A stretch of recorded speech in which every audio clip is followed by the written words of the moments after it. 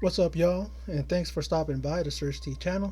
I am Surge T, and let's get on with the video. And this is my rundown and thoughts of this past week's episode of NXT UK. Starts off with a recap of Walter suffering a broken hand after a backstage incident with Ilya Dragunov. And also, we see Pretty Deadly, who will be defending their tag team titles against Subculture later on in the program. Sid Scala is in the ring to make an visual announcement regarding the Walter and Ilya Dragunov situation, but he turns it over to three gentlemen. And those three gentlemen are Triple H, William Regal, and Shawn Michaels. And they feel that the NXT UK Championship should be seen on a global scale. It should be seen by the world. So they have decided to add it to the August 22nd NXT TakeOver 36 that will be held in the Capitol Wrestling Center. That is a great announcement. It gives Walter time to heal, about exactly a month to heal. And even though it's not fully healed, they're definitely going to wrap that thing up, wrap his hand up tight so that he's able to perform that night. Symbiosis, they aimed their attention and ammo at Mustache Mountain. It's not about the Heritage Cup, says Tyler Bate, and he's decided that he's going to reunite with his old buddy Trent Seven, and they're going to reform Mustache Mountain so they could take on Symbiosis. Laura Di Matteo, she put in a good showing, but against Nina Samuel, she wasn't a challenge, much of a challenge, as Nia Samuels wins the match via a GTS. Had her in, has you know how when Bobby Lashley has him up in that, in the what do you call that? The what's that move that he does? Right? God, what is it? Move? But she has her on. She has her on her shoulder, and then she brings her down. I'm sorry, folks. I'm tired. Brings her down to her knee to give her that GTS and puts her to sleep, and that's it. Tio Man talks about family and yada yada. Who cares? Blair Davenport runs down, brings Saya Brookside, and brings up her last name as to why anyone knows her in NXT UK. Saya takes it in stride and she walks away as Davenport tells her to talk to her when she gets her own last name. I think Blair Davenport's is actually taking aim at a good target. I mean, why not make a name for yourself at the expense of someone who father is Robbie Brookside, and Saya Brookside is a very very competent wrestler. She's rising up in NXT UK, and she's doing good things as she goes along. She was out for a little bit because of what Amel attacked her, but seems like she's back, and maybe that match will happen next week.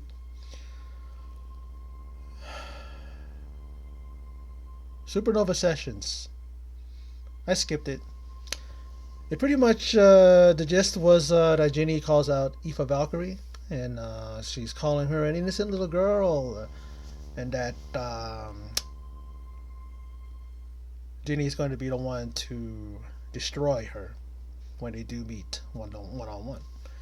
Rampage Brown, he's been training hard for his upcoming match against Joe Coffey. Brown Coffee 3 is coming soon, and I can't wait. That's going to be a barn burner of a match. It's going to be a slobber knocker, to quote the great JR. And every time these guys are in the ring, they really take it to each other. I think they take a few years off of each other's career when they do that, but we always enjoy seeing them. So let's see what happens when they collide for Coffee Brown 3. Now, Joseph Connors, with Ginny in his corner, takes on Tristan Archer. This guy was a very, very good performer, very good wrestler. I love what he did in the ring. He had Joseph Connors at times looking like he's going to lose, but Connors wins the match with a hierarchy. It's like a twisting neck breaker move. You know, you twist the guy around instead of dropping him on the mat. He drops him on his neck, or on his, he drops the guy on Connors' shoulder, and That's it. And 1, 2, 3, and Connors wins the match. Now Aoife, in the same match, at the end of it, makes her presence known and appears after the match. And she removes a feather and hands it to Ginny. When she removes a feather, that is what she means is that you're next. I'm gonna add this feather to my collection. Ginny just takes it. She did her character. Why did she with her character? Why didn't she go throw it in her face?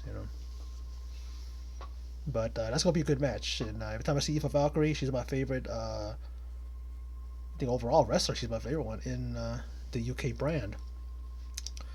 And let's see what that match I said. Like I said in last week, and I've been saying it. And, they should keep doing it like how they're doing it right now. They're building it up. They're building up the match.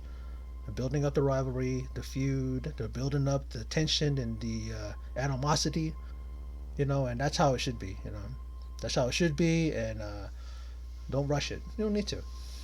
It's gold if they do that and they finally pull the trigger and have that match, and it's going to be well worth it.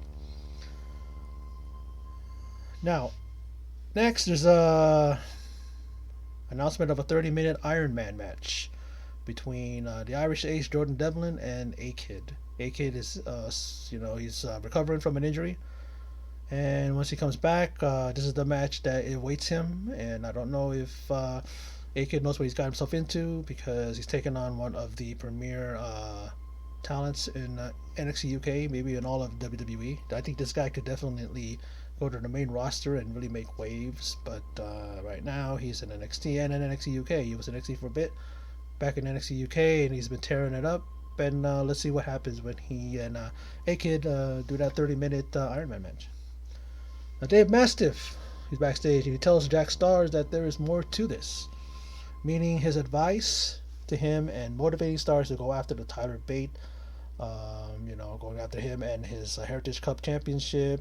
And he says that the Heritage Cup, that's only the beginning. Everything that he's taught him, everything that he's told him and taught him about, that's only the beginning. Don't know what that means. What does that mean? Is he going to, he and maybe Jack Star's going to team up, be a tag team, go after the tag team titles, or, who knows? Now, Mustache Mountain will look to take care of business with Symbiosis next week. So it was announced, and that's going to be a good match. And let's see what happens with that. Now the NXT UK Tag Team Championships. This is the main event. And August 20th at NXT UK TakeOver Cardiff was when the Welsh tag team of Subculture became tag team champions. The first time a Welsh team became tag team champions in WWE. The Pretty Deadly duo has been tag team champions for 147 days, and Pretty Deadly even have a fan in WWE Hall of Famer and multi-time tag team champion, that is Edge. And Edge, I'm sure, had his eye on this match, and I'm sure that he was pleased at the result of this match. At one point, we saw like a leapfrog destroyer by Subculture. It was a pretty damn good move. I love that. That's what you call it. I don't know if you call it the leapdog frog destroyer. I'm calling it. I'm coining it right here. So,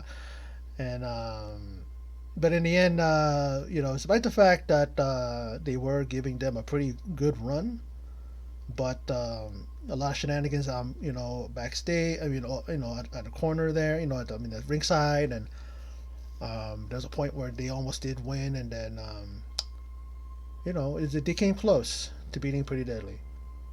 And even though Subculture had Danny Luna in their corner, and she tried to do her thing so that she could make sure that Pretty Deadly weren't doing anything but they were able to still sneak that victory away. They were still able to win by the skin of their teeth. And after a pretty damn entertaining match, they retain their titles. This was a really good match, and a very, very good quality tag team title match.